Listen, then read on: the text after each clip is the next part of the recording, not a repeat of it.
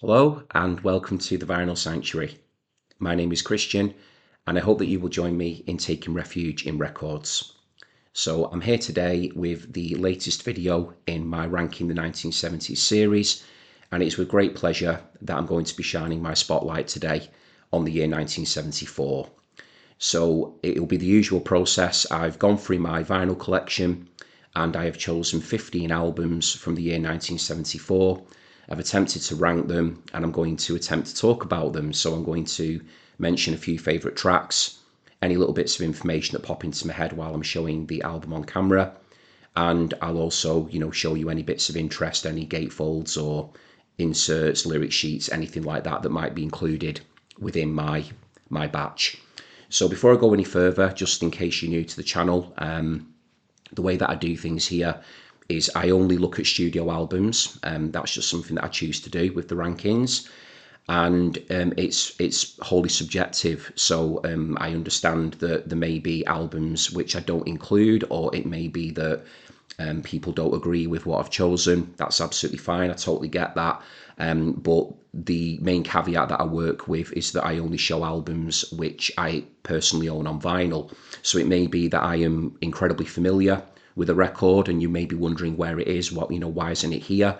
But it'll be because most likely I don't own it on vinyl. I only really want to be showing things on the channel that I actually own. So that is usually one of the reasons why I've not shown it. I could be familiar with it, but just simply don't have it. Other times it might be that I've just never heard of it. It might be that it's an album that I don't really have much of a connection with, or maybe I've not listened to it very often. So usually I find the comment sections very interesting.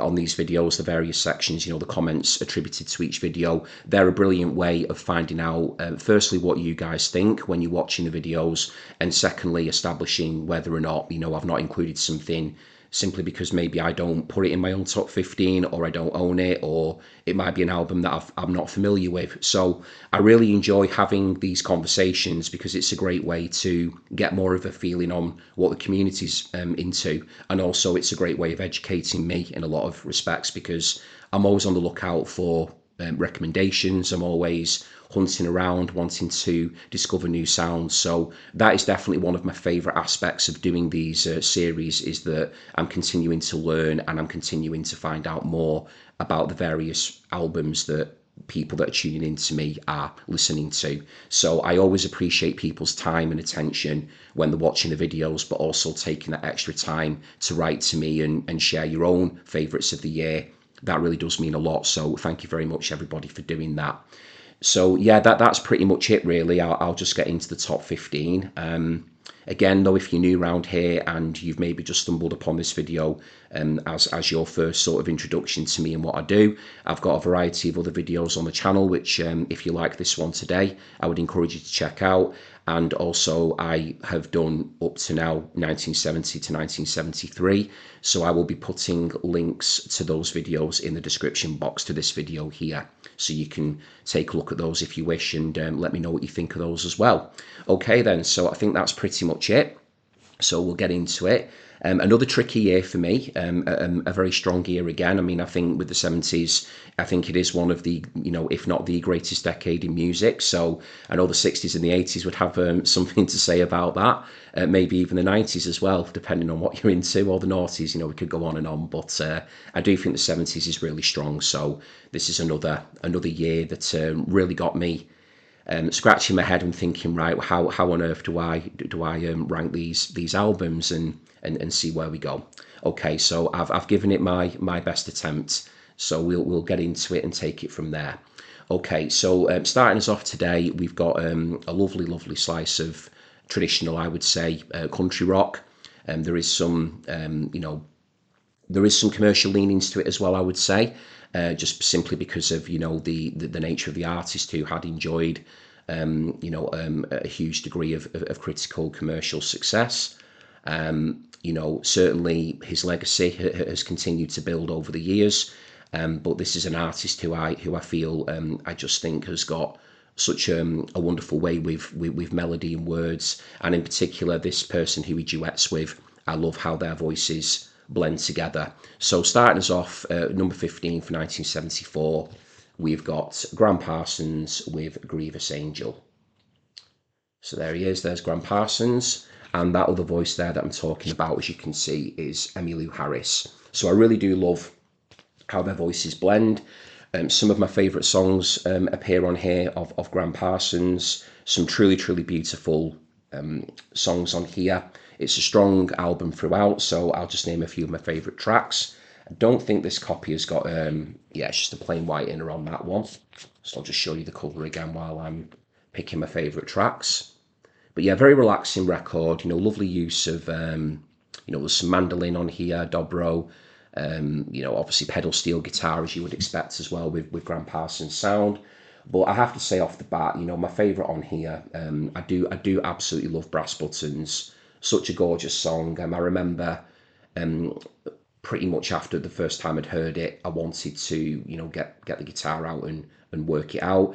I was actually familiar originally with a really lovely version of it by the Lemonheads, a cover of it, which appears on the Lemonheads album Lovey. And that was my introduction to that song. I mean, I was already aware of Graham Parsons through my, you know, appreciation of the Byrds and Flying Burrito Brothers, but hearing that song done by the Lemonheads, who I'm a big fan of, just a lovely cover. So I would encourage you to check out the Lemonheads version, but please do check out, as a priority, the original by Graham Parsons. It's a really gorgeous song. I also love on here as well, there's an amazing version on side 2 of Love Hurts. Great version of that. Certainly one of my favourites on here. We get Hickory Wind on here as well, which is a Graham Parsons classic.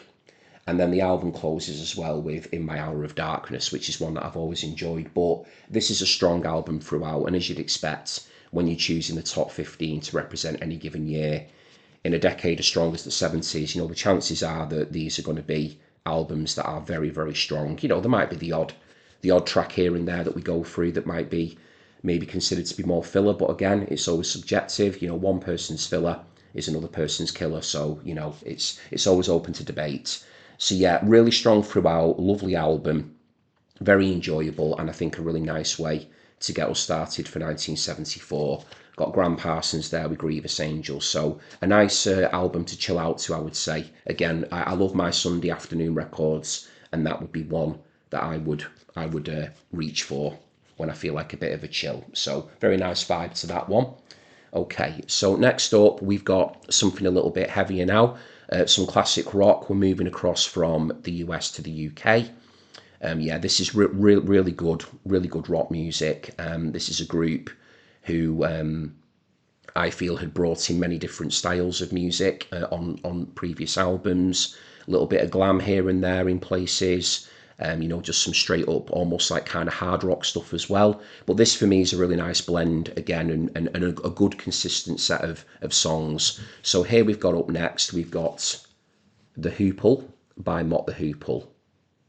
There we go. And that hype sticker there does give away 2 of my favourite songs on the album, which is Roll Away the Stone and Golden Age of Rock and Roll, with Golden Age of Rock and Roll kicking the album off. So great front cover as well, as you can see. So this cover art, this cover model here is Carrie Ann Moller, who had very famously appeared on Roxy Music's debut album from 1972. So just a couple of years prior, and then she's appearing again here in another classic pose for another fantastic album of the decade. So that's just a little bit of information there on the cover art, and there's the back as well. So yeah, I'd be interested to know where people rate The Hoople amongst Mott the Hoople's discography. I think it's a very fine album, certainly one that I do rate very highly, and I would have it alongside All the Young Dudes, which is a brilliant record as well, which I do also have in the collection. But favourites on here, yeah, I mean, as I've already said, The Golden Age of Rock and Roll is a classic, brilliant song, that one, and Roll Away the Stone to finish as well. So in this case, I love the opening and the closing track on the record. Trudy's song is one I've always enjoyed a lot as well. Marionette is enjoyable too.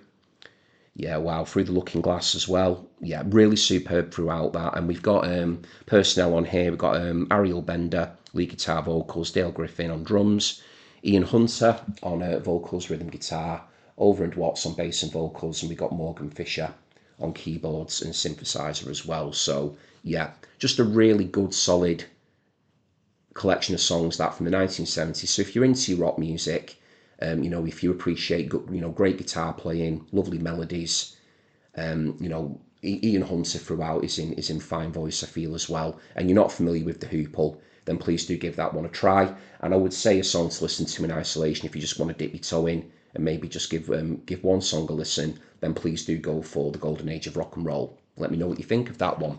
So that's The Hoople by Mott the Hoople. Okay, so here's a band that I'm a big fan of, actually, and to be honest, it's been quite unlucky that they haven't featured up until this point in my 1970s videos. There was one album in particular that was up for contention for the year that it was brought out, but it just missed the top 15 for me. But it was very, very fine margins. So this is a group that I do appreciate a great deal. And again, I would be intrigued and interested to find out how other people tuning into me rate the album, if they do at all. I've certainly got a lot of friends who are into this group. So I'm going to say that for me, they are a rather arty band. They have got some kind of art rock, glam rock influences in there, I would say, within that sound. But then there's a real sort of witticism to the lyrics as well, with the primary songwriter, who we'll get to in a moment, which to me calls to mind, people like Ray Davis, with the Kinks. Just really sort of quintessentially English songwriting is apparent to me in places too. But there is just this really wide appeal through the musicality. Very interesting, quite exciting, I would say, when I listened to this record, both recently and in the past as well. So we've got coming up here now the Psychomodo by Courtney Rebel, and that songwriter there, the primary songwriter I'm referring to, is of course Steve Harley, who I really do feel is or was one of Britain's greatest ever songwriters. Certainly within his lyrics, I was always interested, and I'm always interested to read his words, to what he's trying to convey. And I just think the music on here is so interesting. It does go into various directions, which I do enjoy. The songs sort of veer in terms of mood and feel from track to track. And I may have mentioned this before, without risk of repeating myself, but I do that a lot anyway. I do tend to gravitate to records where you never quite know what you're getting from song to song. I don't mind records at all, really, that sort of jump from genre to genre, or to sort of keep you on your toes. I know for some other people that can be rather disruptive. It can interrupt the flow.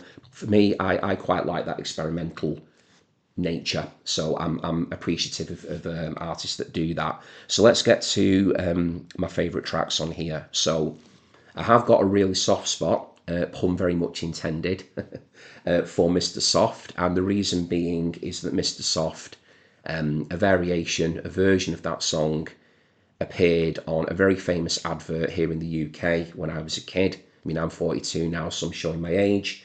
And there was an advert for Soft Mints, which was here in the UK, and Mr. Soft was basically the soundtrack of that advert, where you had the character strolling down the street and he looked like he was made out of soft mint, and there's like a letterbox chewing away on soft mints, and there's a cat up on a fence and stuff, and there's like a reworked version of Mr. Soft, and I think even the person that they brought in to record that advert, that soundtrack, because it wasn't Steve Harley himself, is a person who's actually imitating Steve Harley's voice as well.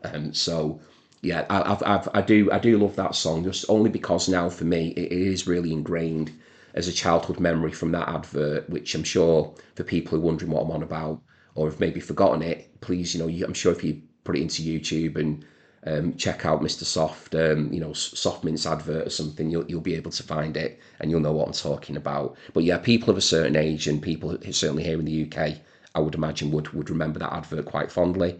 Psychomodo as well is a great song, the title track, and I would recommend not only going listening to that, but there's also a brilliant cover version of that by the Edinburgh post-punk band Scars, who I'm a big fan of. They have done a superb version of Psychomodo, and I'm pretty sure you can find that on YouTube as well if you check that out. Scars in general are a band I definitely recommend. But let's stick to the subject here with Courtney Rebel. Cavaliers as well on side 2 is an epic. That opens side 2, 8.5 minutes long. And actually, I am a fan of Sweet Dreams as well, which is the opening track. It's just a couple of minutes, that one. That's a nice way to get the album off to a good start.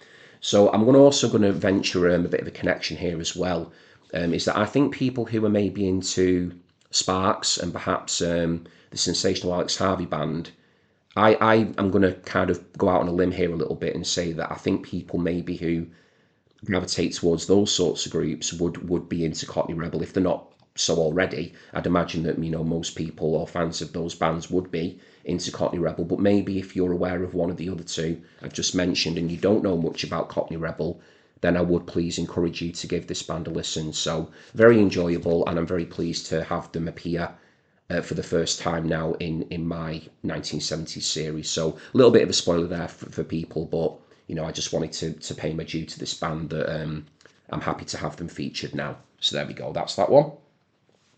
Okay, so coming up next, as you know, well, you may not know if you're new here, but I'm a big fan of power pop. So whenever I get to talk about power pop, whenever I get the opportunity to show a record which is within the power pop sphere of music, then I always get quite excited about that. So this band here are very much a power pop band. I would say that it's not the most power poppy record that they ever did, but it's certainly a brilliant batch of songs, very consistent. It's arguably their strongest album in terms of overall quality. So whilst it might not have some of these big hitters, big classic tracks on there, because it just might not be as known as some of the other records that they brought out, I think as an actual listening experience, it's really up there as one of their best. So the band I'm talking about now is Badfinger, and the record is Wish You Were Here.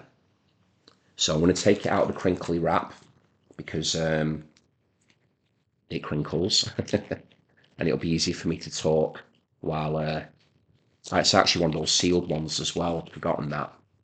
Must have been on autopilot the other day when I was prepping and didn't realise that I had to seal all that back up. Okay, so here we go. So this is a German pressing, and as you can see here, we've got the group dressed up there in their sailor suits. So we've got Mike Gibbons here, drums, got Joey Molland there on guitar, just there. Tom Evans there, looking half asleep. Looks like he's had a few jars there. There's Tom Evans there. Great photograph, this, by the way.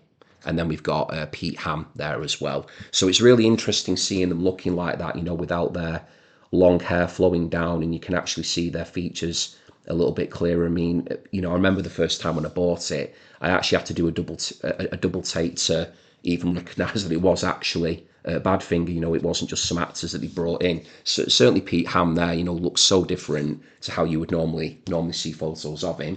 And then there's the back cover as well. Okay, so there you go, Badfinger, Wish You Were Here. So yeah, as I said, not the most power poppy of records they did, but just really fine songwriting. If you're into your guitar music of this era, it's really well produced by Chris Thomas. As I said, you've got the four members here on fine voice and on fine form. Excellent playing throughout, as you would expect. So let's get to some of these favourite songs. So Just a Chance, which opens the album off, gets us up and running. Lovely track. My absolute favourite on here, I'm just checking what side it's on, actually. Yeah, wow. Yeah, brilliant song on side 2. One of Tom Evans' best ever songs. One of Badfinger's best ever songs is King of the Load, which is on side 2. What a song that is. Absolutely brilliant. Please do check that one out, again, if you just want to get a feel for what Wish You Were Here is like. Meanwhile, Back at the Ranch is quite good as well. That's a Pete Ham song. Dennis on side 1 is a Pete Ham track, No One Knows. These are really good as well. We get a nice one from Joey Molland, Got to Get Out of Here. And we get a really nice one actually on side 2, opening that side off by Mike Gibbons in the meantime as well. So all the members here are contributing songs, which is great to see. And again, just performing them very, very well indeed. And for many people, I wouldn't be surprised if they had Wish You Were Here as their favourite Badfinger album. It's not my favourite, but it is definitely, definitely up there. So highly recommended from me, and I'm very pleased to be showing it here for my top 15 for 1974.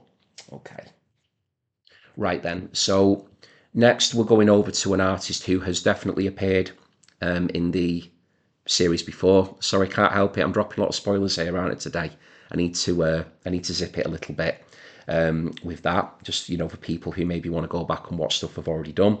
But yeah, I mean, he has to be here again because he's just such a fantastic musician, producer, performer, songwriter, arranger, the whole works really. Every time I listen to him, and when I'm either rediscovering an album that I know already well, or I'm learning about a new album, I just continue to be so impressed by what this person does. You never quite know what you're going to get, which is again something that I like and I admire.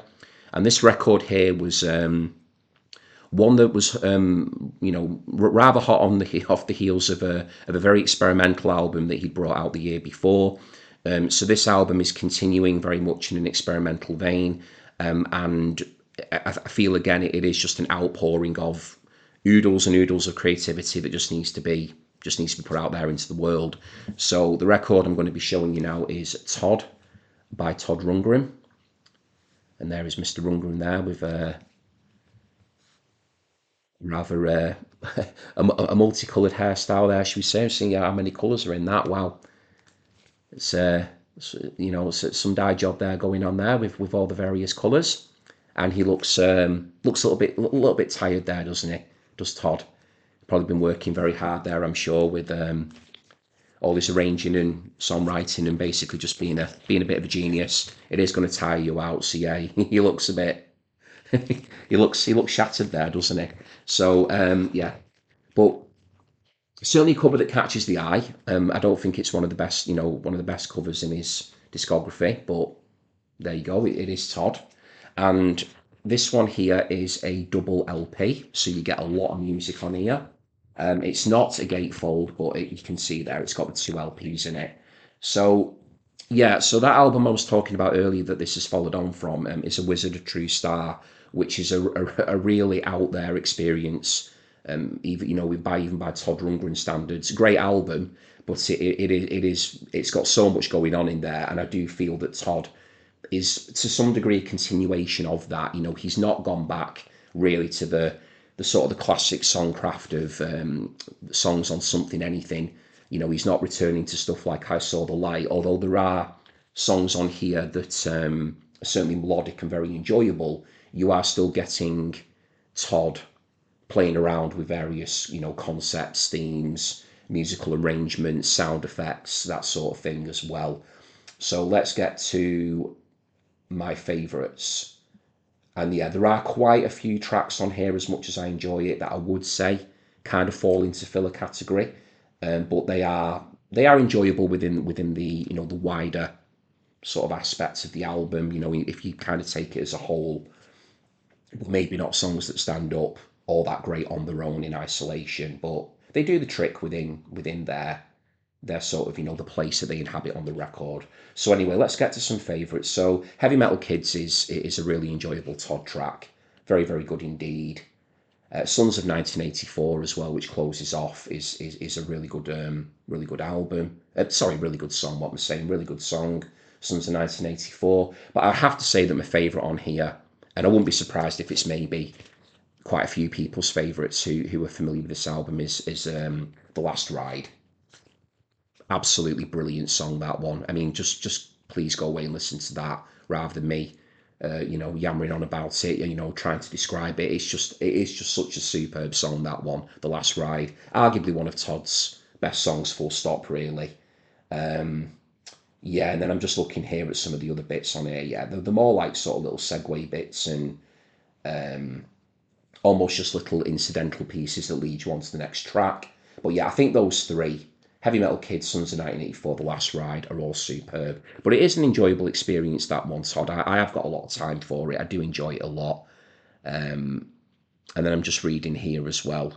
So yeah, just a little bit of additional information on Sons of 1984. It says on the rear here that Sons of 1984 was recorded live with help and performances from an audience in New York and overdubbed by another audience in San Francisco. So just a little bit of information there. And then there's a little bit here. Yeah, I think with this one, there was like some sort of competition or giveaway where I think what you did is I think originally there was like an application where you could appear. I think on this photograph here at the back. So I'm just reading here the note about it. So it says names that do not appear on the poster. So it was a poster then. Are still on file at Bearsville and will be used when enough are accumulated for another project. Sincere apologies to all who missed the deadline or were forgotten. We'll make it up to you. Right, okay. So I might need to have a look more into that little bit. Yeah, it was either some kind of a poster or I thought it might have been to do with the back, but I really don't think it is. No, looking at the picture again, where yeah, you could appear on it or be involved in the artwork in some way. I'm sure there's somebody here tuning in. I'm hoping so, who can maybe elaborate on that, and perhaps if you can give some more information on that background, I can pin your comments to the top of the comment section for people to see. But yeah, that's just something there that I know I've heard or read about before, but maybe just not got all the facts to hand on that one in that moment. So there's Todd anyway with Todd Rundgren with Todd. There we go. Right. So coming up next here, another artist now who definitely inhabits very much their own space and their own world, and continues to intrigue and astonish me at times when I'm listening. An artist whose music I'm still very much discovering, but this is just such a superb album. Enjoy it a great deal. Love the flow of it. The music, the instrumentation, musicality on display, the way it sounds. It does make me smile. Some of it, again, I think sometimes if I'm in the right mood for it, it's really, really enjoyable. But it is one that I'm finding myself coming back to a little bit more often than not, even maybe compared to some of the albums that I've got in my collection by this artist. So showing up now or coming up now, we've got Apostrophe by Frank Zappa. And there you go. I mean, that is a really full-on portrait, that one. So we just had that portrait there in Todd, where he's looking rather tired. And I would say there that if you look at Frank's eyes there, he looks like he's pretty tired there as well, I would say. So yeah, and there's the iconic facial hair there that became like part of Zappa's brand, really. Almost like a trademark in itself, that there. Very, very distinctive indeed. So yeah, Apostrophe. There's another picture of Frank there, just a plain white inner again on that one. So this one actually was a commercial success for Frank Zappa, I believe. It did make its way onto the Billboard charts, and that is due to the opening track on here, which I would say is one of Zappa's most famous songs, which is "Don't Eat the Yellow Snow," which is pretty self-explanatory, really, and it does give you a bit of a flavour of some of the lyrical, should we say, themes, or maybe the playfulness at times that's on display with Zappa. And then you can get serious as well. There is an exploration of racism on here as well, in the song Uncle Remus, which is much more satirical, more serious in the point that it's trying to make, and that sort of harkens back to themes he'd explored previously on the 1966 debut album by the Mothers, Freak Out, in the song Trouble Every Day. So he had tackled that subject prior, but he does so again on Uncle Remus. Stinkfoot as well, I'd say, is a great song on here that closes the album off. Cosmic Debris is a great Zappa song, and I do enjoy St. Alfonso's Pancake Breakfast. It's only like a couple of minutes, but again, sort of acts as like almost like a bit of a bridge on the album, before, we've got Nanook Rubs It before it, and then we've got Father Oblivion after that. It's got a huge cast of musicians on here as well, as you'd expect with Frank Zappa. We've got trombone player, trumpet, saxophone, percussion, keyboards, violin, bass drums. Obviously, we've got Frank himself with all the guitars on here and lead vocals, except Tony Duran, who plays rhythm guitar on Apostrophe. the title track. So yeah, very enjoyable record, that one. It's one that I'm still continuing within, the sort of the wider Zappa discography, the albums that I'm familiar with. I'm still wondering where I place it, but for me, it's definitely going higher and higher, I would say. And yeah, I mean, I definitely enjoy it much for it to be in my top 15 for 1974. So it's definitely worthy of its place. I wouldn't be surprised if some people had it higher, and that's totally fine. It's just that for me personally, again, you have to bring into consideration with rankings things like, how long have you had with the album? What's your personal connection to it? What memories does it evoke? Is there a nostalgia feel to it? There's all kinds of considerations. How big a space in your heart does it inhabit? So for me, this is one that I know I'm going to continue to have more of a journey with, have more time with it, and continue to appreciate what it's about, and also the music that Zappa put out into the world. So that is that one. That's Apostrophe by Frank Zappa.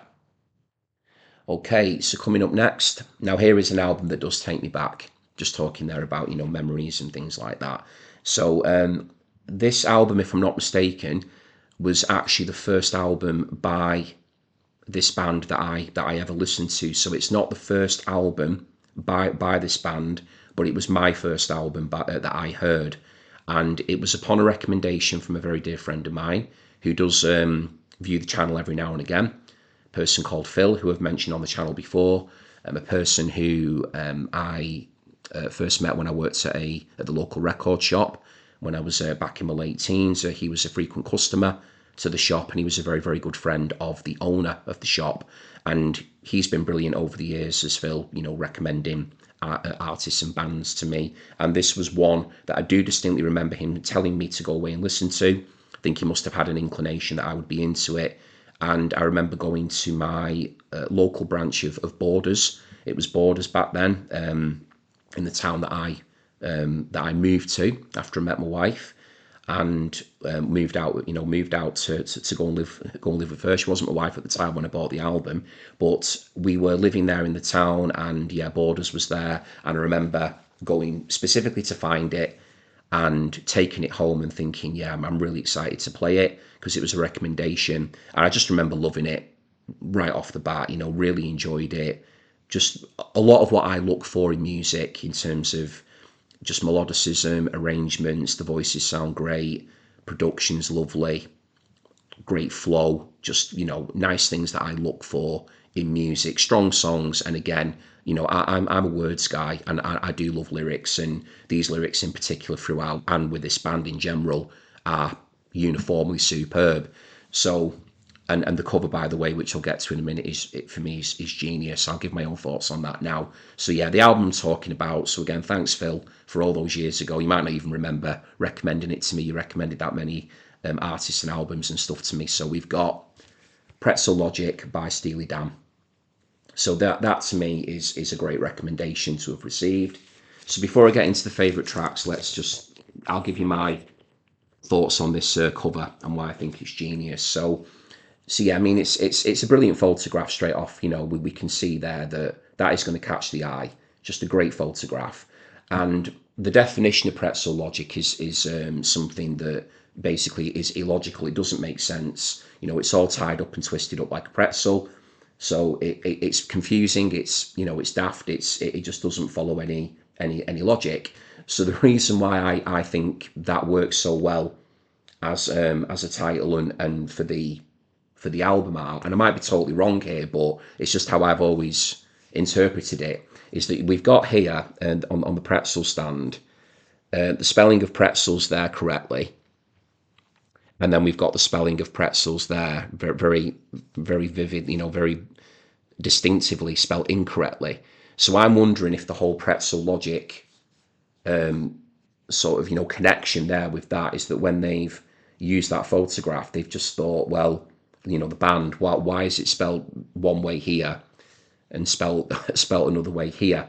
So that for me is how I've always taken it to mean that, and then to apply it to to use the term pretzel logic in relation to it. Just think it's very, very clever. I mean, yes, it's it's obviously a little bit of a dig at the spelling, unless I'm totally wrong on that. But again, I do think it just works very, very cleverly, and I think it almost, if I am on the right track with it, it sort of hints at the band's sense of humour. That they would find something like that rather amusing. So, it's just a little bit of gentle fun, I suppose, in that way you could say. But certainly don't think it's been done with any malice or anything. But it is just how I've always interpreted the cover. Now, if somebody knows different to me, a Steely Dan expert, or they're just thinking, no, no, no, no, you're way off with that, please do correct me. Do let me know. It might be that for all these years, I've been thinking it means that, when in actual fact, it's got nothing to do with that at all. And yeah, please do correct me and let me know. I'd be very intrigued and interested to see if anybody's got a bit more information on the origins of that choice of title being paired with that choice of art.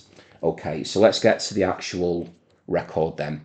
So, got a brilliant photograph here in the gatefold. There we go, look at that. So that's our first gatefold, I think, today, isn't it? There we go. Got Donald Fagen here, and Walter Becker over here, who are, the duo, the masterminds behind Steely Dan. There we go, hopefully you can get that in there with that ring light. And yeah, as I've just said, really enjoyable album, great throughout, lovely guitar playing. A favourite on here, track one, side one. That was the song that initially, it hooked me. It had to, because it was the first time hearing the band. From my recollection, it was Ricky Don't Lose That Number. Excuse me, just a brilliant song. If I'm not mistaken, I think it was used in because I like to get my film references in, it was used in the film Say Anything, the Cameron Crowe film with John Cusack in it. I'm pretty sure that pops up on the soundtrack, or is used in the film. Ricky Don't Lose That Number, and I think Take 5 by Dave Brubeck's in there as well, which is a totally unconnected thing, but it was just in my head, and obviously In Your Eyes by Peter Gabriel. So yeah, some big songs in that film. So yeah, Ricky Don't Lose That Number just caught me instantly, hooked me. Love the guitar solo on it. Love how Donald Fagen sounds on it. Singing just brilliant throughout. Any major dude will tell you, wow, what a great song that is as well. That's on side one, superb. I do like the title track, Pretzel Logic, Charlie Freak as well, which is on side two towards the end. And I would say as well another track I'll choose, although I've probably already done three. Do quite like Barry Town as well. But yeah, that for me is again, it's just such a solid, enjoyable album, which is why I've put it up as highly as I have. Just because there's something about Steely Dan, and whenever I listen to their albums, they're just so enjoyable. They really are enjoyable, and I find that they're a group when I'm just in the mood for what they do and what they're about. Their whole aesthetic and approach to things, and the way that they sing about subjects, which at times you're sort of thinking, wow, how have they come up with the inspiration for that? I just always really enjoy it. So yeah, that was why I put that in there. So that's probably more of a heart-led choice, that one. And I do have those fond memories of going to my local Borders and finding it, and I got that on CD originally, and took it home and just really enjoyed it. So that's Pretzel Logic. And then as a result of getting into that, then I went back and got pretty much all of Steely Dan's albums after that. I was just completely all in for that group after that. So a great starting point. I mean, maybe if you're not aware of Steely Dan, maybe if you want to do it the way I did and maybe start with that album, just as an entry point, certainly didn't do me any harm. But again, if there's people out there that are into Steely Dan, I'm sure they are, and you want to recommend an album as a starting point that maybe differs from Pretzel Logic, then please do pop it in the comments. Okay, so let's move on. So we're going up back to the UK now, and we're going now to a group who I love, really do love with my heart. They feature my favourite ever vocalist, ever. Certainly in rock music. I mean, there are some singers in the soul world, Marvin Gaye, for instance, who would be giving this person a run for his money, but he's my favourite. Just a band that have been there for me right from the very beginning, right from childhood, along with artists like Elton John and Simon and Garfunkel. These were the sounds of my childhood. These were the bands, the artists that were getting played when I was growing up, due to my mum, who was just a huge fan of those artists, and this band in particular, she absolutely loves them to bits. So I feel like I've got mum to thank for certainly my introduction to this band, but all other members of my family, my brother-in-law in particular, huge fan of them. I know so many people that love this group. So I am talking about Queen, and the record here I'm showing is Sheer Heart Attack. So yeah, my favourite singer of all time, Freddie Mercury. I love this band so much. I love this album so much. It's a shame really that it's kind of where it's placed. I mean, we are getting towards the top half of the listing now, but it's just that these albums have got ahead of it for one reason or another. They maybe just, I won't say excite me more, because this is I think it's a very thrilling album, this one. But there's just various reasons, again, for these rankings. I mean, things can change. It is difficult to do it. And the fact that it's in here at all, and the fact that it's made my top 15 should be testament to people watching, or at least, evidence to people watching that I do love these albums a great deal. So, yeah, this is just absolutely brilliant, this album. I've always loved it. Might even be my favourite, possibly my favourite Queen album. But yeah, I mean, Brighton Rock to kick us off, just, the guitar playing on that by Brian May. I mean, Brian May's guitar playing throughout is amazing, as it always is. But, Roger Taylor on drums, John Deacon bass as well are on fire here. Freddie is obviously Freddie, he always brings it. His vocal delivery is astounding throughout. The production with it being Queen is just second to none. It sounds fantastic. So Killer Queen, to follow on from Brighton Rock, was a big single, big hit for the band. Brilliant classic Queen song. Tenement Funster comes next, which is a Roger Taylor track. Love that one. Then we got Flick of the Wrist. I mean, I'm already naming more than 3 here, but this is just great throughout. Now I'm Here, wow, one of Brian's best guitar workouts. Got some great guitar playing on there. And I'm a big fan of that one in particular from a personal point of view, because I love watching my brother-in-law play that one. And my brother-in-law is a fantastic guitar player, and Brian May is one of his guitar heroes, if not his guitar hero. And I always have fond memories growing up of watching my brother-in-law playing Now I'm Here on the guitar, note for note perfectly, and a great song to listen to whenever I'm in the mood for it. Got a bit of a Led Zepp vibe to it, I think, that one. Now I'm Here. In the Lap of the Gods, superb. Stone Cold Crazy. It's almost like kind of like quite metal sounding, I would say. Misfire is a contribution by John Deacon, which is very enjoyable as well. And then we get, I'm just again naming some of my favourites. We get In the Lap of the Gods opening side 2, and then we get like a revisited version of it to close the album off as well. So yeah, Sheer Heart Attack, superb Queen album. Definitely one to check out if you're into your hard classic rock. Again, some slight glam, maybe arty influences in there. Certainly a track like Killer Queen, I would say, would be in keeping with that side of the rock genre. But just, yeah, really strong and enjoyable throughout. So if there's any Queen fans out there who enjoy this album, then please do share your thoughts with me. But I love it to bits. And yeah, a shame it's not a little bit higher, but I had to go with what I was thinking and feeling when I was putting my selection together. Okay, so up next, we have got some power pop now again, coming back. Love this band, power pop brilliance. There is just a song on here that just every time I hear it, it just completely floors me, which might be why, and some of the albums to follow have got songs like that, which might be why Sheer Heart Attack as a result went a little bit lower, although there are some showstoppers on it, Killer Queen, for instance, Brighton Rock. As I've just mentioned, Now I'm Here.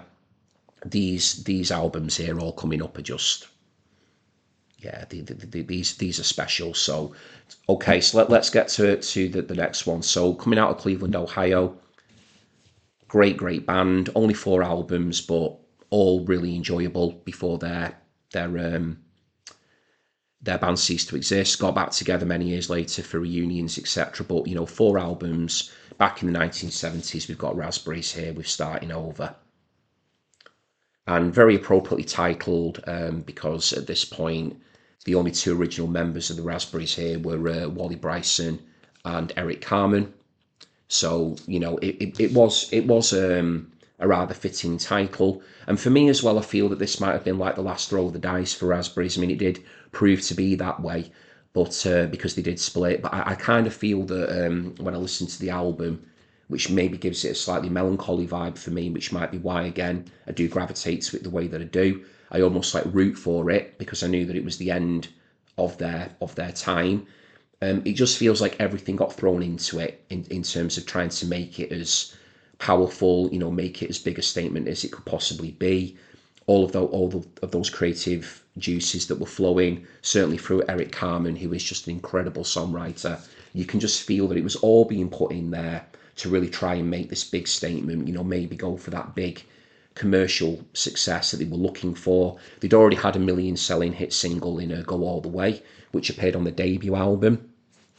But in terms of what had transpired, I don't think they'd hit those heights again, and I think they were just really going for it with this one. So quite interesting that I mentioned Go All the Way, because the opening track on this album is Overnight Sensation Hit Record, which is a direct reference to Go All the Way, so much so to the point where right at the very end of the track, you can hear the strains of Go All the Way very, very faintly, kind of creeping into the speakers just as it starts to fade out. And the whole sort of, the idea behind the song is that Eric Carmen is just singing about, that he's not interested in fame or fortune in terms of, he's not doing it for the money.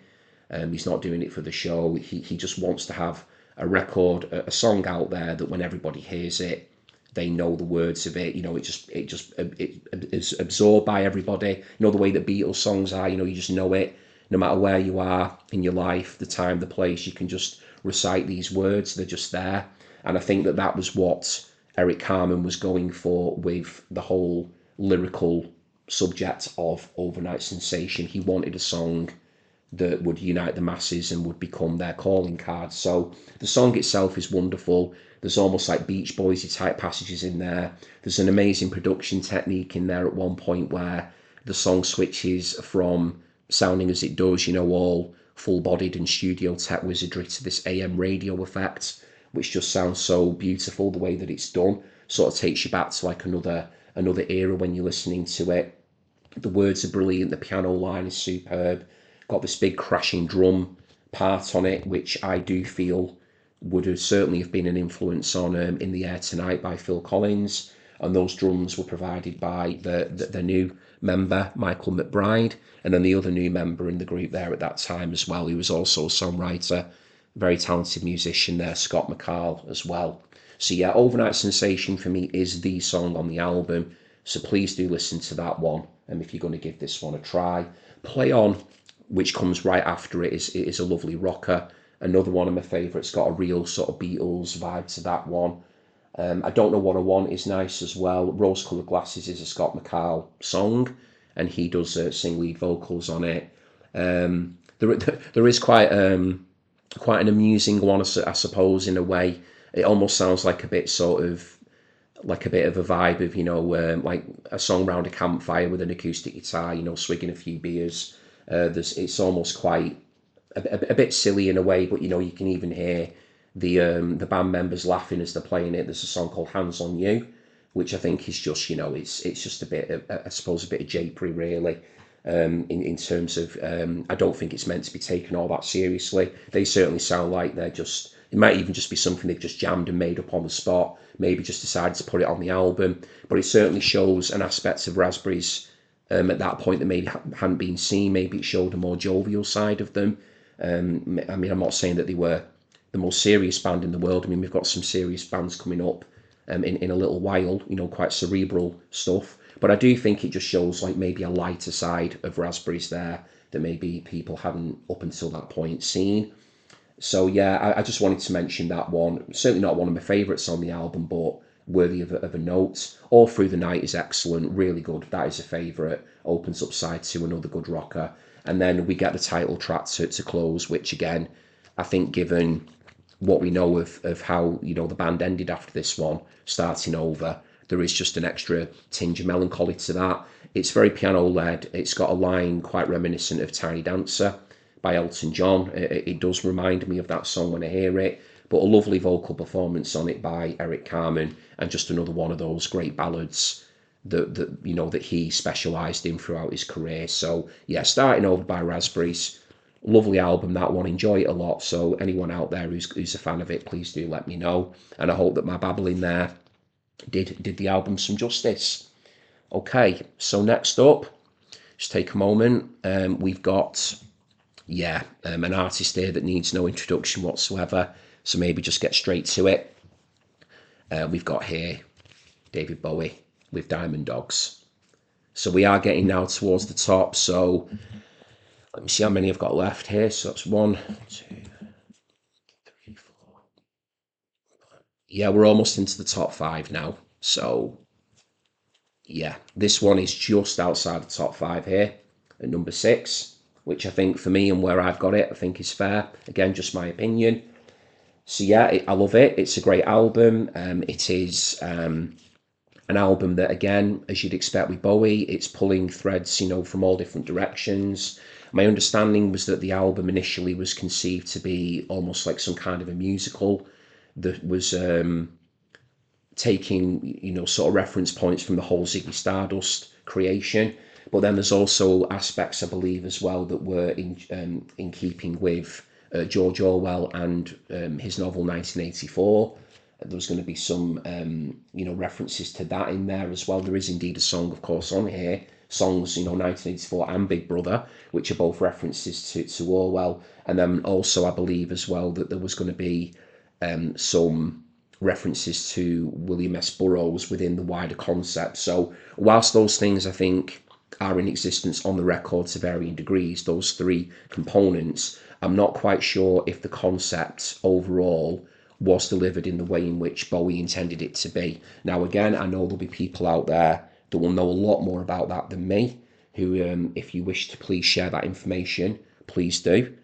I would be interested to know, but that's just what I know from having spoken to people throughout my life about it. My uncle is a huge fan of Bowie, and he's definitely mentioned to me before that there was something that he was reaching for with it that maybe didn't quite come off the way that it was intended. And it's almost like remnants of various ideas that have been put together to create what we now know as Diamond Dogs. So not quite a hodgepodge, but just maybe some unfinished bits and pieces from a conceptual point of view. But then it works really cohesively, I think, as an album. Whoops, really just took my eye out there.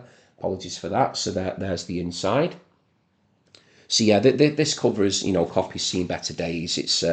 It's a little bit beaten up, but again, with all my records, they always play perfectly fine. I don't ever get records that don't play. I'm not a person that, sort of buys records to have them almost as, just like placeholders or anything like that. I do buy them because I want to play them. So yeah, the record is fine, but the cover's a little bit beaten up. So let's look at the personnel on this one. So we've got Tony Newman drums, Ainsley Dunbar drums as well, Herbie Flowers, what a legend on the bass. Herbie Flowers, who'd very famously played the bass line on, Walk on the Wild Side on Transformer in 1972. Got Mike Garson here on keyboards, and then we've got Bowie himself on guitars, saxes, Moog and Mellotron as well. So as usual, Bowie's keeping himself very, very busy. So favourite tracks, I have to say Rebel Rebel straight off the bat because it's my favourite song on the album. It's one of my favourite Bowie songs ever. It's got what I call a riff for the ages. And when you've got a riff for the ages, when you can just repeat the thing over and over and over and over again within the song, much like 20th Century Boy by T-Rex, it just comprises the foundation of the track just because it's so good. And Rebel Rebel is one of those songs. Great, obviously the lyrics are iconic, classic, with its whole sort of gender exploration as well. Very, I suppose, in that way, very ahead of its time. So Rebel Rebel definitely needs to be mentioned. Diamond Dogs, the song itself, I've always loved that. Love the feel of it, the sound of it. Sweet Thing as well. Rock and Roll With Me, side 2, track 1, brilliant. And then we've got those 2 Orwell ones back to back, 1984 and Big Brother, superb. We've got Chant of the Ever Circling Skeletal Family to close. That's just like a little piece at the end that's just under 2 minutes.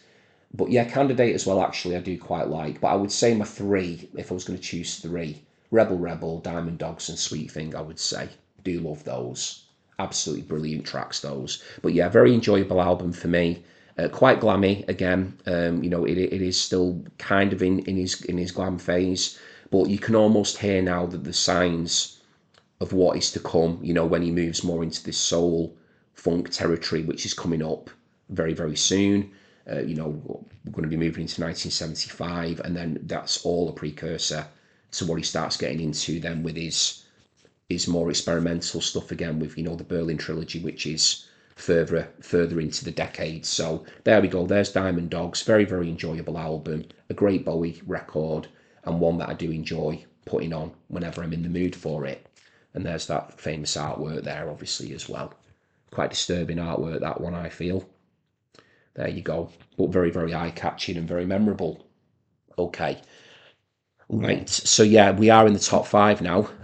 So if you're still with me here at this juncture, thank you very much indeed. I really appreciate your time and attention. Getting into the big hitters now for me within the year. And yeah, it always means a lot for people who stick around. And I do hope that you've enjoyed the video up until this point. Right, so number 5, we have got here Eno, Brian Eno, but he's better mentioned as Eno, with Here Come the Warm Jets.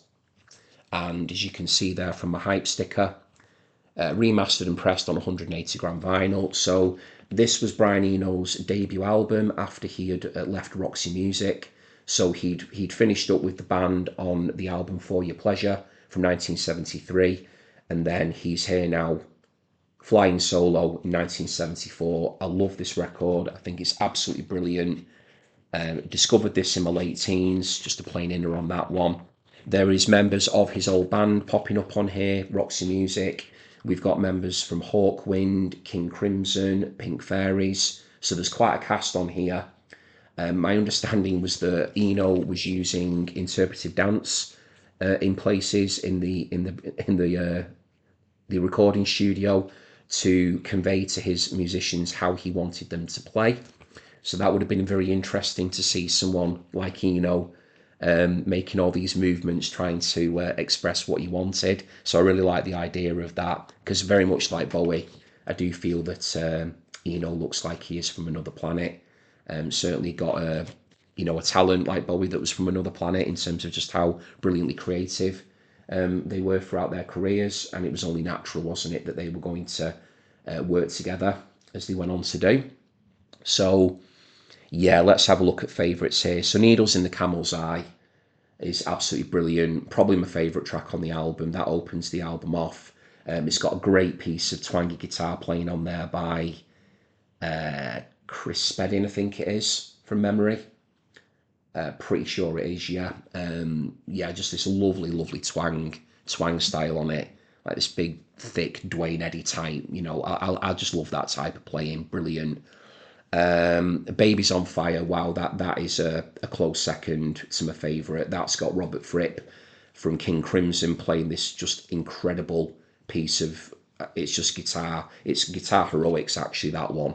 It goes all over the place. It doesn't really follow anything conventional in terms of how it's played, but it's all the more brilliant for it. And I might be mistaken, so again, please correct me. I think that might have been an improv piece of playing that. I think that might have been maybe where Eno was, I don't know, shaking or dancing or doing something with his hands or whatever to show Robert Fripp what he wanted him to do. But wow, that guitar playing is just an absolute head scratcher. It's completely on another level. Amazing. I do really enjoy Cindy Tells Me, actually, which follows on from Baby on Fire.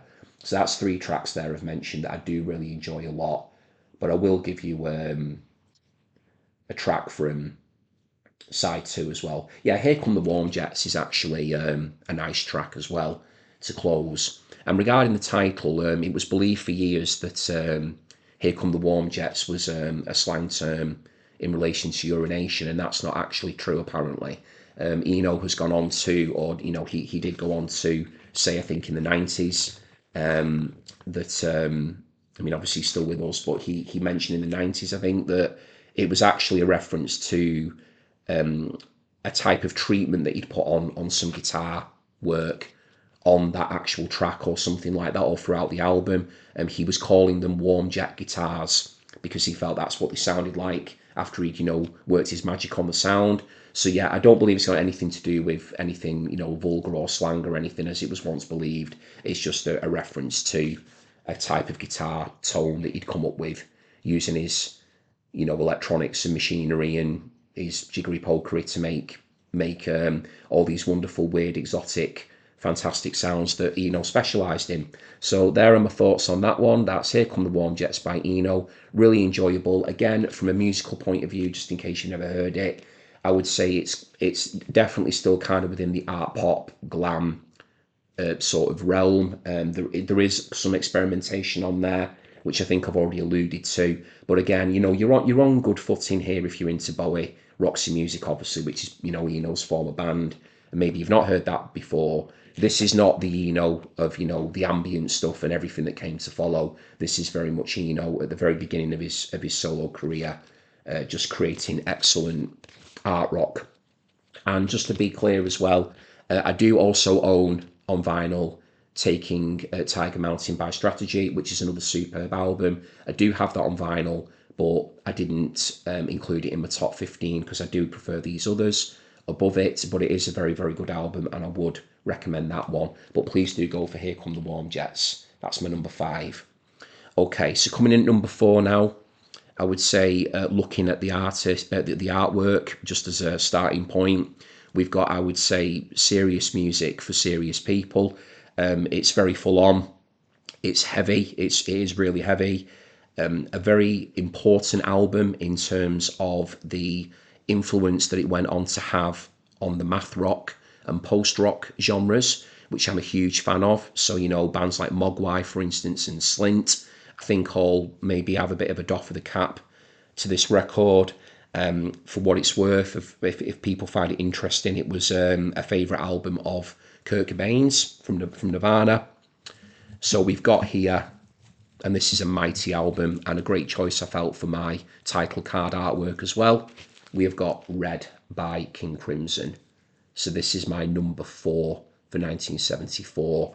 So got Bill Bruford there, Robert Fripp there, who I've just been talking about, playing that astonishing solo on Babies on Fire on Here Come the Warm Jets. And we got John Wetton here on bass and vocals, and he also does appear on Here Come the Warm Jets. So, yeah, I mean, King Crimson were busy helping Brian Eno out in 1974.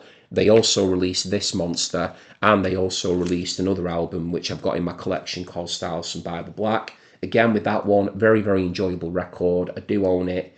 It was in contention, along with Taking Tiger Mountain, but I just felt overall, when I considered everything that I needed and wanted to include in my top 15, those two just fell short, although they are both hugely enjoyable. I could have cheated and maybe stuck 2 King Crimsons in together at number 4 and 2 at Eno's at 5, but I decided not to do that.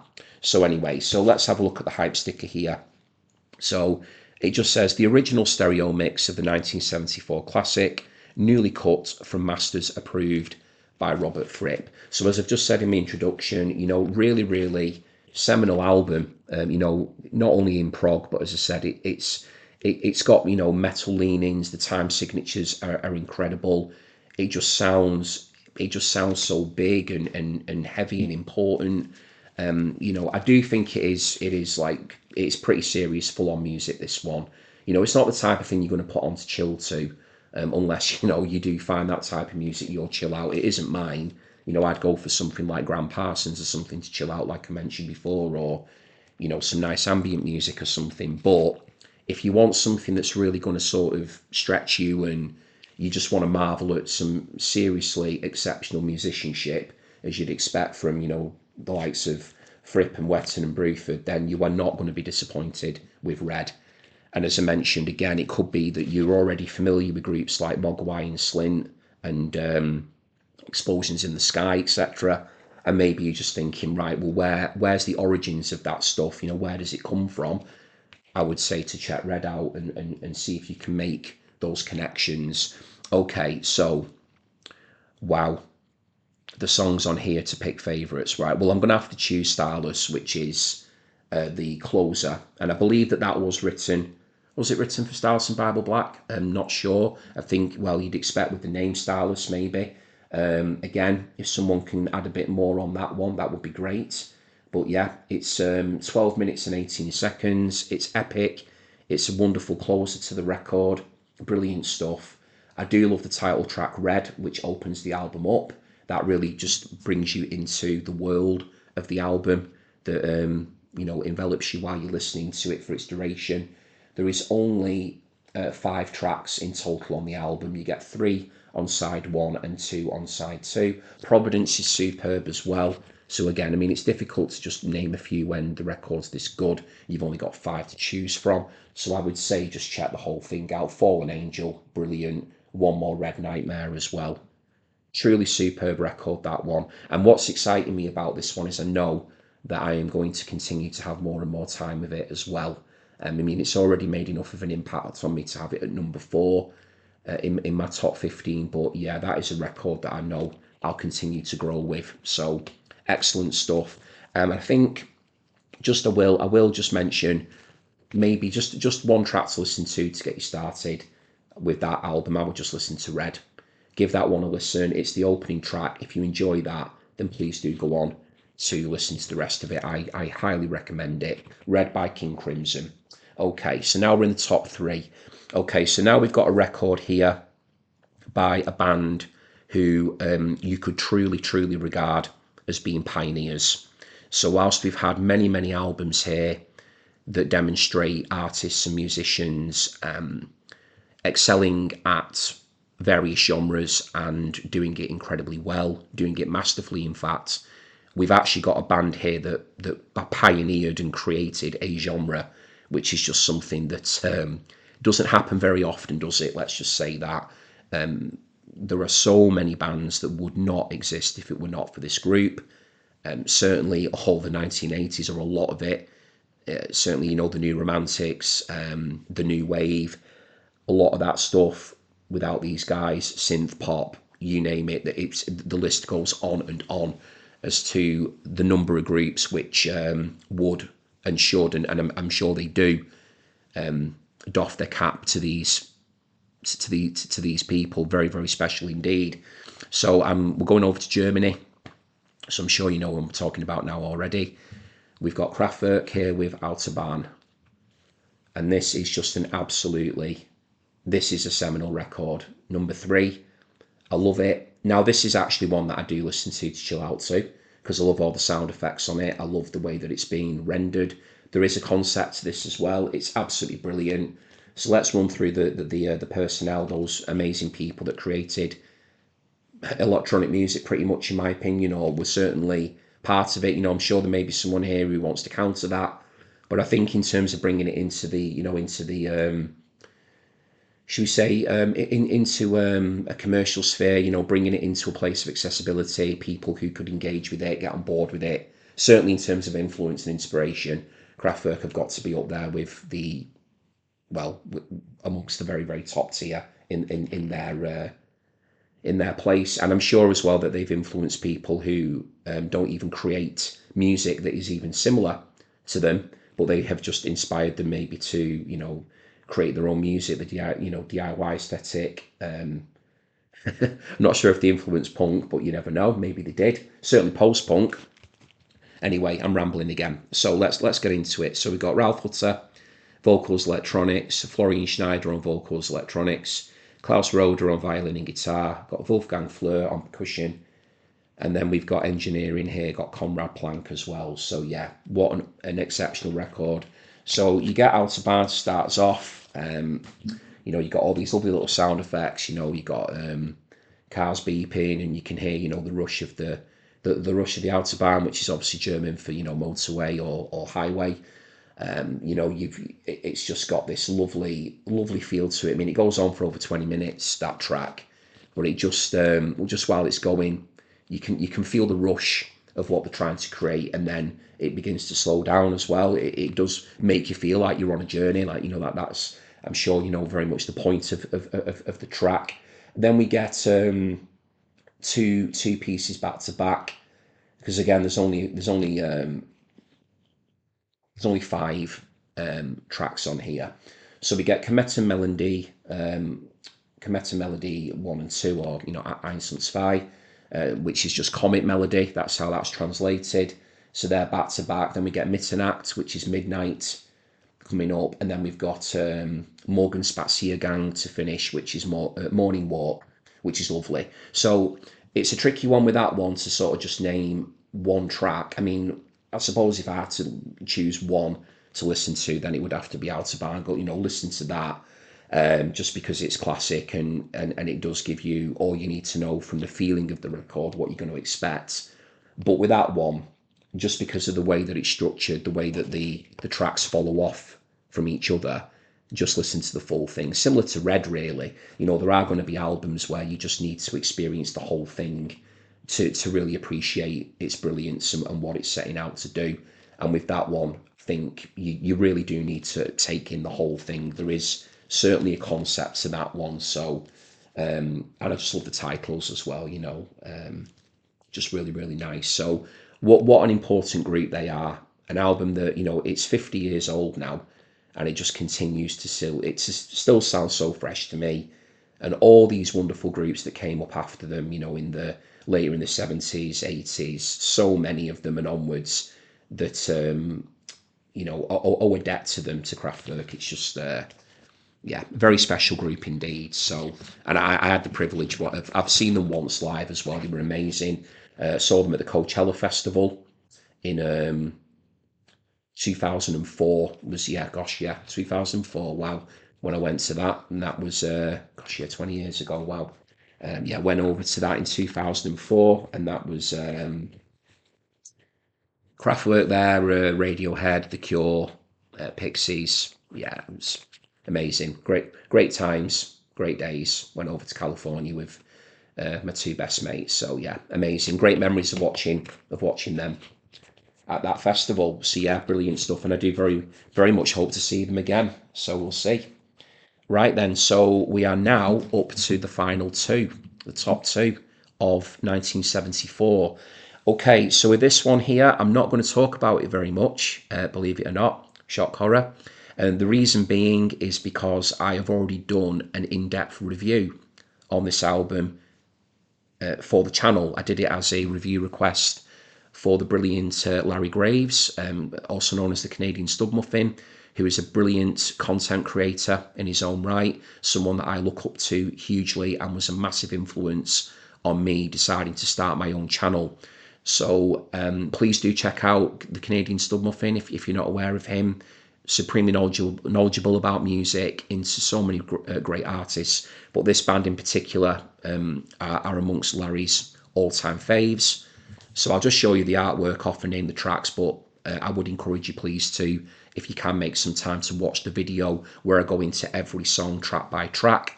So number 2 for 1974 is Sparks with Kimono, My House. And in a lot of ways, really, I could say that it is like joint number 1 for 1974. This album is just ridiculously brilliant. It really is. But the only reason I've got it at number 2 is because the one at number 1, for me personally, is, I just think it's a perfect album, and it's got that, I've got that heart connection with it. But this in many ways is a perfect album as well.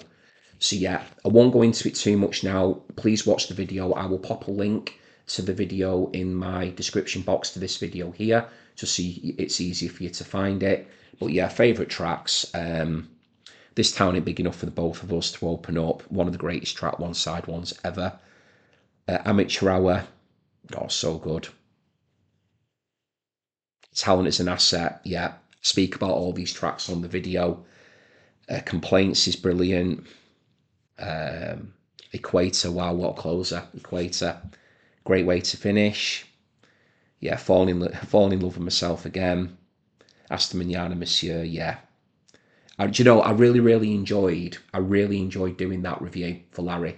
It was such good fun to do that, to have the reason to listen to it again and to listen to it in such a way where I could really focus on it and put all my thoughts down on each track, and just have a chance to really express myself just on one album. Because with these rankings, as lovely as they are to do, you are flitting from album to album, genre to genre, country to country, and it is a bit like a frog jumping from lily pad to lily pad. You're having to kind of keep your brain ticking over with facts and bits and pieces, and because I do all this in real time without any scripting, it can be a quite going from thing to thing. Whereas with that, because I just got to sit down with it and really just wax lyrical about how much I love that album, that was a really enjoyable experience. So yeah, number two for 1974, we've got Sparks with Kimono My House. Absolutely wonderful, wonderful art rock album. That brilliant, genius they are, those two,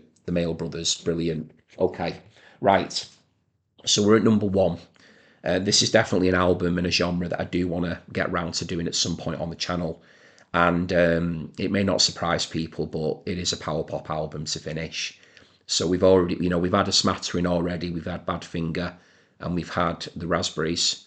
This one to me, though, is a perfect, perfect power pop album.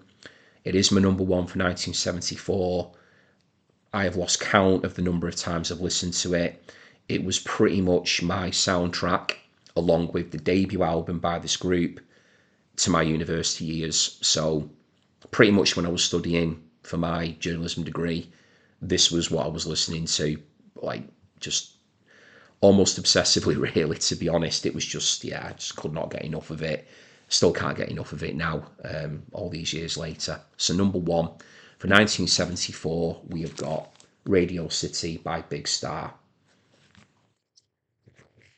And that's why it had to be number one, because, as much as, Autobahn is exceptional and Kimono My House, this one here, it still takes me back now when I listen to it to, scribbling away, doing those essays and dissertations. And, I wasn't the hardest working student at university, I have to say, but I knuckled down in the final year. That's another story. But yeah, I was too busy playing in a band and playing guitar and yeah, just being a student. But yeah, but listening to that really takes me back to that time. And yeah, these songs are just yeah, they're just in here and really cemented my adoration for power pop, the genre, and what it's about, and the way that these songs make me feel, the way power pop music makes me feel. This is just, it just crystallizes it all. It just makes it all perfect. So let's get into these favorite songs. So September Girls is my favorite on the album. It is a power pop classic. That just needs to be heard, that one. Yeah, another plain one, I'm afraid. We've not really had any inners, I don't think, this time. September Girls is just jangle, guitar, power pop brilliance. Famously covered in later years by the Bangles. And Teenage Fan Club went on to do a nice cover of it, actually, as well, later on. Definitely a band that are in debt, I would say, to Big Star. And they've certainly, made no they've not hidden that fact, which is lovely when you do get brilliant bands like Teenage Fan Club doffing their caps to brilliant bands that have influenced them. I'm in Love with a Girl is a beautiful closer, just an acoustic guitar. That one with Alex Chilton, lovely song. I used to love playing that one a lot on my own, my own guitar. Back of a Car is fantastic as well. Do you know what? I would have to say every song on here. I do love every song. It just wouldn't be right to only pick a few. I mean, September Girls, I would say, and I'm in Love with a Girl, I've got maybe slightly higher, but More for Two, Mod Lang, Daisy Glaze, All My Soul, it's just such a great opener. What's Going On, Way Out West, wow, that's brilliant.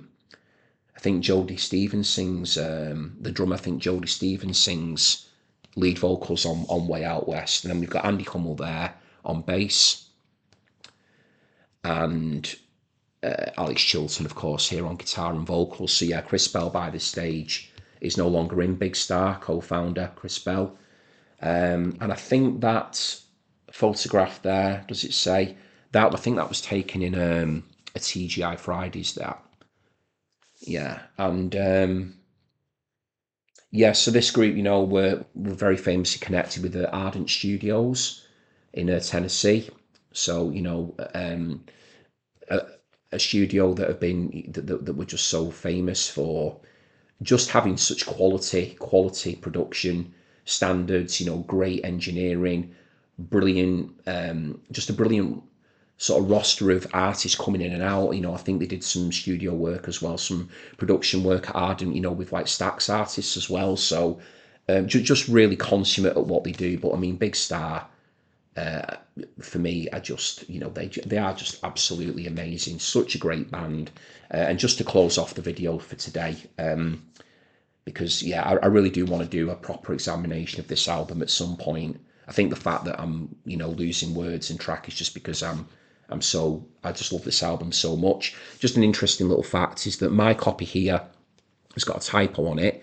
So if you look there on side 1, it's got Back of a Car there, which is track 6 listed, and then it's listed again there as track 2 on side 2. So that there is completely incorrect. It's just a typo. So there's only 5 tracks on that side and then 7 on that one. And I'm not sure if me having that misprint makes my copy special in any way or rare or anything, but it is a misprint. You know, it's not an original. I mean, gosh, if I ever saw an original and I was able to, you know, to afford it, I don't know how much they would be. I'm sure, well, probably well out of my budget. Then I'd snap that up in a heartbeat. But I'm happy to have a reissue of it. All my Big Star records are reissues, of course. They're very rare, very hard to get hold of.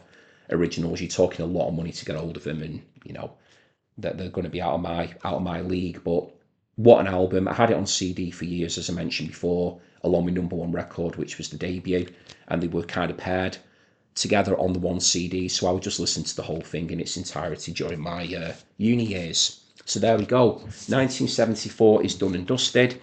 Big Star gets the top prize there for me. Wonderful album. Radio City. If you're a fan of it, please share your thoughts with me. And that is that. So again, if you're still here with me, thank you very, very much indeed for being here. I really appreciate it. I thoroughly enjoyed going through them for you all. And again, just if you're new to the channel, if you liked what I did today, then please do consider giving me a thumbs up. I would really appreciate it if you did, if you can give the video a like. And also, if you want to check out other content and maybe you're interested in seeing what I've got coming down the line, then please do consider subscribing to the channel as well. I would be, again, very grateful if you do that, and just be careful just to please make sure that you click the notification bell, just that you don't miss any of my future content as and when it lands. And yeah, for everybody who's here and continues to be here week after week, thank you very much indeed. You're all legends, and I really appreciate your time and attention. And yeah, let's get some good comments going again. You know, let's get chatting about what we think of 74, what are your favourites. Ask me if there's any in particular that, you know, if I did leave them out, and I'll let you know about them. And yeah, it's just been such good fun doing these vids. So I've got 1975 coming up. I'm hoping to get that one recorded as soon as I can. We'll wait and see how things pan out with that. But until then, lovely to be here today with you all, and bye for now.